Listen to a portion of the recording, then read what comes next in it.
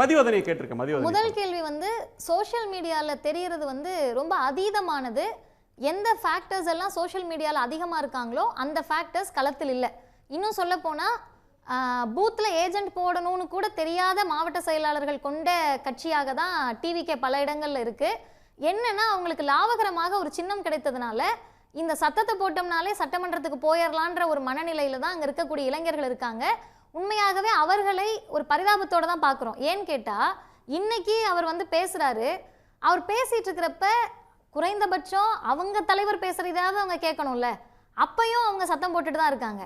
இதை அவரும் விரும்புகிறார். அந்த கவர்ச்சியை, அந்த ஒரு நடிக மனப்பான்மையை, ஒரு ரசிகத்துவத்தை அவரும் விரும்புகிறார். ஸோ இந்த ஃபேக்டர் வந்து ஃபீல்டில் இல்லை.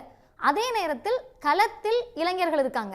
திராவிட முன்னேற்ற கழகத்தில், விடுதலை சிறுத்தைகள் கட்சியில், மறுமலர்ச்சி திராவிட முன்னேற்ற கழகத்தில், காங்கிரஸில், அதே போல் விடுதலை சிறுத்தைகள் கட்சி, சிபிஎம் சிபிஐ, குறிப்பாக கம்யூனிஸ்ட் கட்சிகள், இது போன்ற கட்சிகளில் மதச்சார்பற்ற முற்போக்கு கூட்டணி கட்சிகள், அதில் இருக்கக்கூடிய எல்லாருமே, தேமுதிக, இவங்க எல்லாமே களத்தில் இருக்கிறார்கள். இந்த இளைஞர்களை நாங்கள் நேராக பார்க்குறோம்.